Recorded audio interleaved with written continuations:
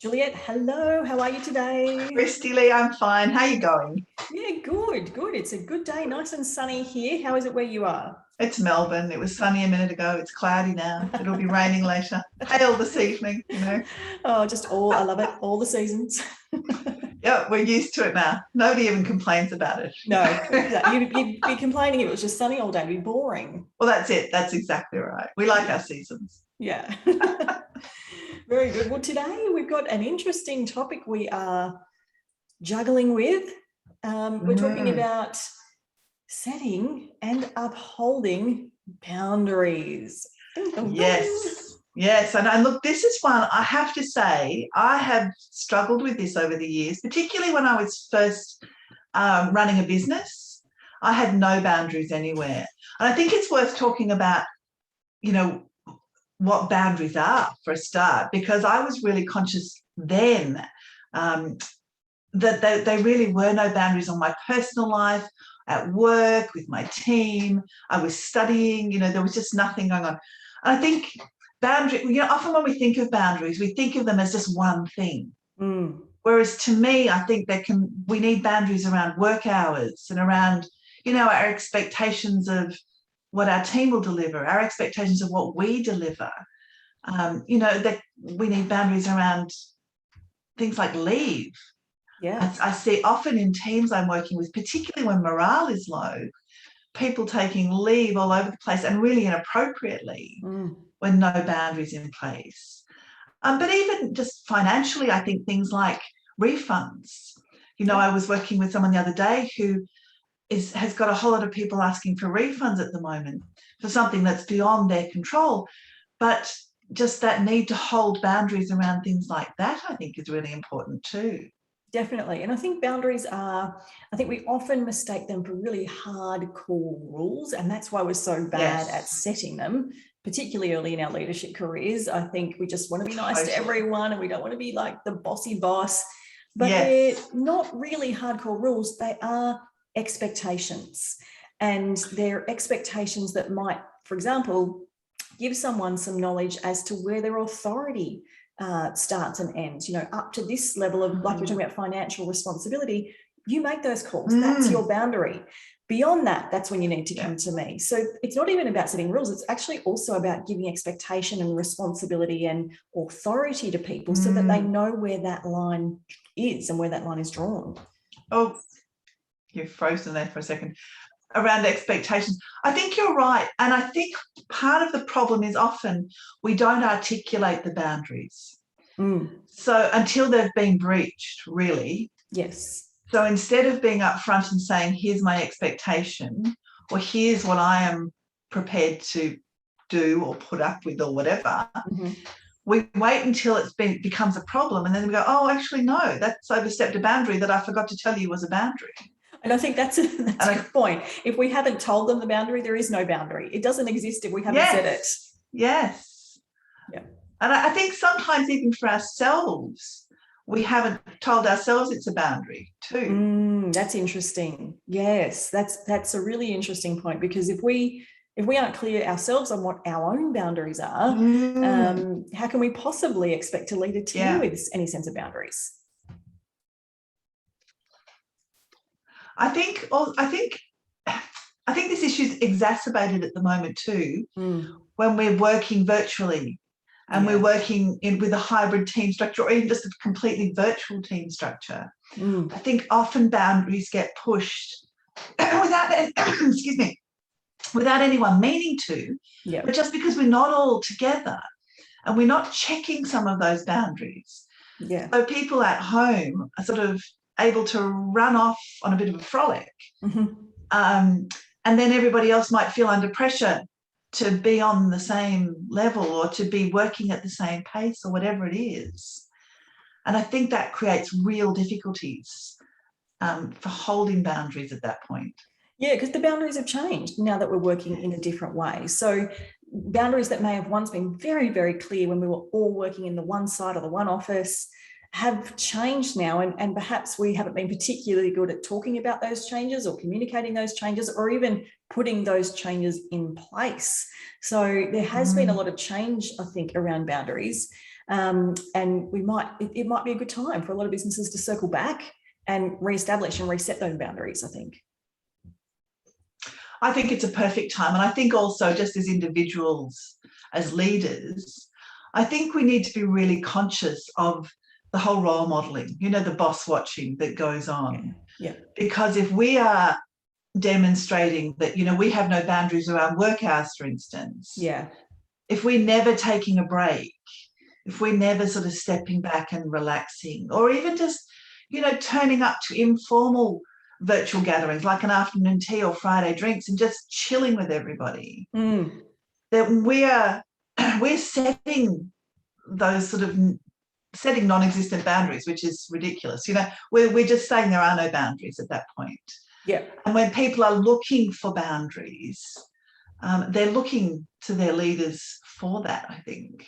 Yeah, absolutely. People, they want to be led by example. It's our number one tool, I think, we have in our leadership arsenal. And if we're not setting that example, our team have got no guide to follow, or the guide they're following is not going to be a great one. So we absolutely need to lead by example. If we're going to set boundaries for our team, we have to be the first to follow that and uphold that as well. So not only have we got to stop ourselves from stepping out of the boundary, we've also got to make sure when our teams start to step out, we're the first ones frontline, pushing back, having the difficult conversation, or just having a conversation to say, hey, that's an overstep of the boundary. And I think something of the biggest challenge that I see come up is when boundaries get broken or breached, it's usually by a little tiny bit at first. And the example I love to use is the employee who was once always 15 minutes early suddenly starts to turn up just on time for work. This is a gradual change. And so that gets under your skin a little bit, because they're now suddenly making a cup of tea for 5 minutes and not really working until 10 past. And it's a slow creep. And you don't say anything at first because you think, oh, it's only a couple of minutes, it's not that big a deal. And suddenly, lo and behold, they're half an hour late for work every day. And you as the manager or the leader just blow your gasket and get so infuriated and end up, having a really confrontational conversation with them. And all they see is you've reacted to the last 2-minute change that they've made, because they don't understand that this has been building up for months maybe, because you haven't told them that it's been bothering you. And failure to have those early conversations usually leads to a much bigger issue than it ever needs to. I think that's so interesting. And you've reminded me of a team I was working with last year, where they had an opposite problem, where the leader was starting to work later in the afternoon and into the evening. And he was then sending emails and requesting documents and things, and it started off just at, he wanted something at 5:30. And then it was sort of, he would ask for it at 5:30, and can you get it to me this evening? Oh. And so this scope creep kind of happened. This boundary got pushed out, and it took the team a long time to say, actually, this needs to stop, because now it's 9 p.m. and we've got team members online, and this is not good for anybody's mental health. This is not good for the way we work. And it happened by degrees. You're right. And little by little, these things happen. Yep. And at what point do you say, actually, this has to stop? Yeah, and you in that case, you're lucky that you have a courageous team that are willing to have that conversation with you, because many teams wouldn't. They'd just get disengaged and probably leave. So that's it. Yeah. Thankfully, that's a strong team that's able to say that. But you're exactly right. There's a quote I'm thinking of that says something like, a lack of boundaries invites a lack of respect. So if you're not demonstrating boundaries, you're undermining that trust, that respect that you've built with your team. So it has a much bigger flow-on effect than simply just asking someone to do something outside of the normal working hours. It impacts the team in a much bigger way. I think it also, when you talk about respect, I think it is a measure of self-respect as well. Yes. That you respect yourself enough to say, I'm actually going to take a break from this, or I'm actually not going to allow that to happen, because that's not good for me or for the business I'm leading, or whatever it is. So that's, you're not thinking of the bigger picture. So I think there's definitely an element of self-respect in there. Absolutely. I think people that are good at setting boundaries in their personal life also tend to be better at setting them at work. But those of us, and I think it is something that is a learnt skill. It's a skill that we're not, inherently born with. Those of us that aren't great at setting boundaries in our personal life, and I think this is quintessential of younger leaders, but not, exclusive to them. We're often at a younger age not so great at setting those boundaries in our personal life, and that creeps into our work life, where as we grow and mature, we tend to get better at it across the board, and it translates in. So if we can impart this knowledge into our younger leaders of the importance of setting boundaries across their whole life, they're going to be much better at doing it at work too. It's so true, but gosh, it's confronting. I had a conversation with someone the other day, and they had a boundary, and I was trying to cross that boundary, and they were just like, actually, no, I don't do that. And I was like, whoa, okay. Yeah. And I did. It made me pause and go, well, good on you for actually saying that. Yeah, because possibly we could work on that communication a little bit. Absolutely, yeah. But it was just such one of those moments where you just go, oh, that's quite confronting. But actually, I'm so pleased you did that, because now I'm really clear about, where you're coming from, and I can adjust what I needed. It wasn't vital.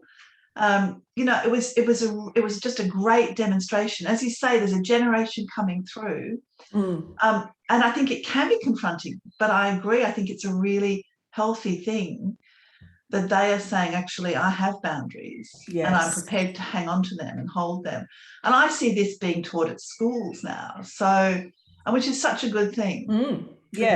Absolutely. It's because it's a life skill. For those of us who grew up with none of it. Exactly. Maybe it was just us as younger leaders that weren't so great at it. The next generation can be totally fine. Maybe they'll even be too strong. But no, I do think it is genuinely something that you've got to get good at. You've got to be able to set the boundaries, but even more importantly, you've got to be willing to uphold them, which can mean a tough conversation, which can mean a confrontational kind of discussion. But you've got to be prepared to do whatever's required to uphold them. And if things do get overstepped, there's always a way back. It's like, you can either start to push back or say, you can own it. You can say, look, I should have pulled you up on this earlier and I didn't, but this is what I need to tell you now. Yeah, I think that's so true. I was actually coaching someone the other day around exactly that. Where I said, it's not too late. Yeah. You go back, you own it, and you say, I should have put this in place. I should have said this. I didn't. Here's what I need. Yep. And I think, you're right. It's never too late. And I talk about assertiveness a bit with leaders, and I think it's such an old-fashioned term. I don't really like it, but there's not really a better one yet.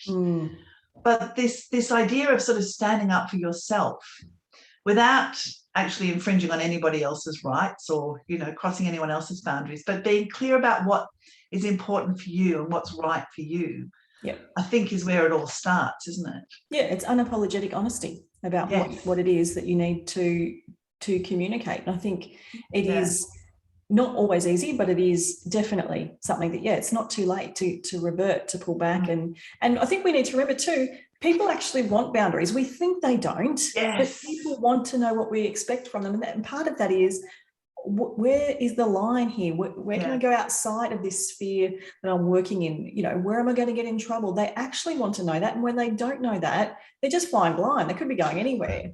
I think that's so true. And I think we so often don't acknowledge that. And sometimes I work with leaders who don't want to impose boundaries because they see it as imposing something on people. But I agree with you. I think people want to know what are the parameters here.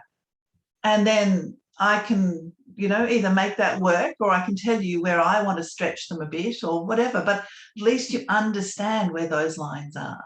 Absolutely. And this is why the responsibility and authority part is so important too, because you can give people task boundaries, but it's very limiting. But if you can give bigger boundaries around levels of authority or resourcing or whatever it is that they might need to do their job and stretch to the next level, certainly, then they're very clear at what point the decision is with them and at what point the decision is with you.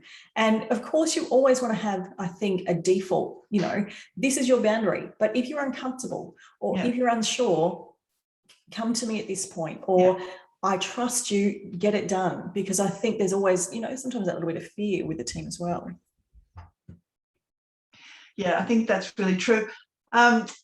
And I think this is going to move into a whole lot of other conversations that we have as well, because I think there's a whole lot of this. So when we talk about delegation, this whole idea of delegating decision making, not just delegating tasks. So I think we'll have to do an episode on that, because I think that's also a goodie, and one that I think we forget. Often we just delegate the tasks, and we've got people coming back to us, and so I'm going to park that for another episode. Definitely. Delegating is an art. So we definitely need to do a whole episode on that, because it's a tricky part of managing people. It totally is, yes. But I think this is too, and I think mostly because it's invisible.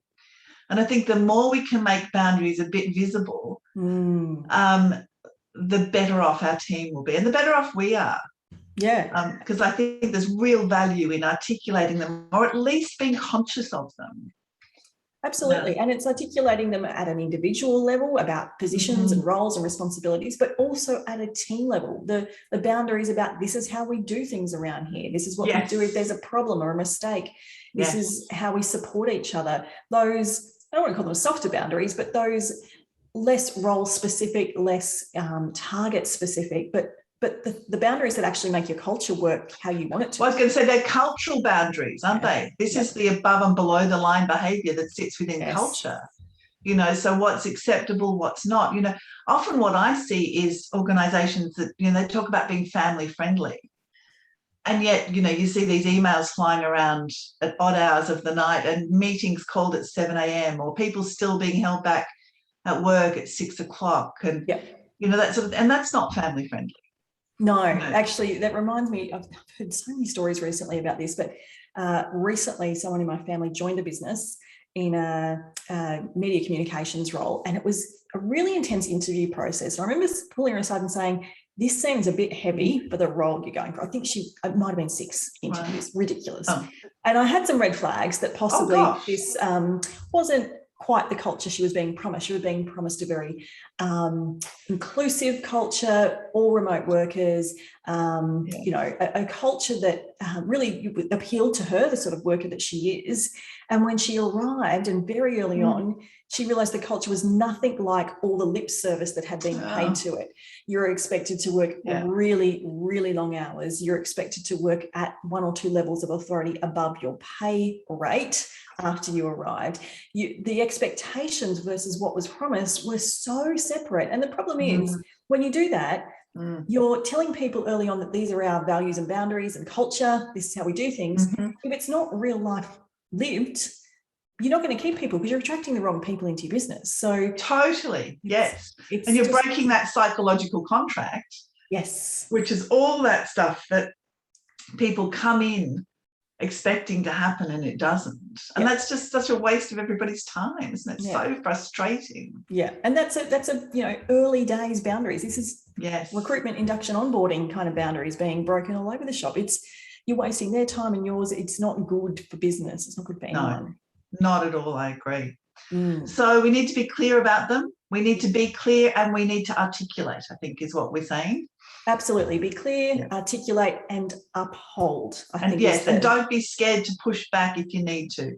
If the boundaries have drifted, it's okay to push them back in and then uphold too. Absolutely. Just reset. There's no trouble with resetting when you realise that it's gone a little bit haywire for whatever reason. And I think this quote is really powerful when we talk about this. You get, you demand, and you encourage what you tolerate. Yes. And what I love about that quote is you encourage what you tolerate. If you're going to tolerate behaviour that's outside of the boundaries, you're only encouraging people to do that behaviour more. Yes, totally, because you're saying it's okay. And if it's okay once, well, of course it's going to be okay again. Yep.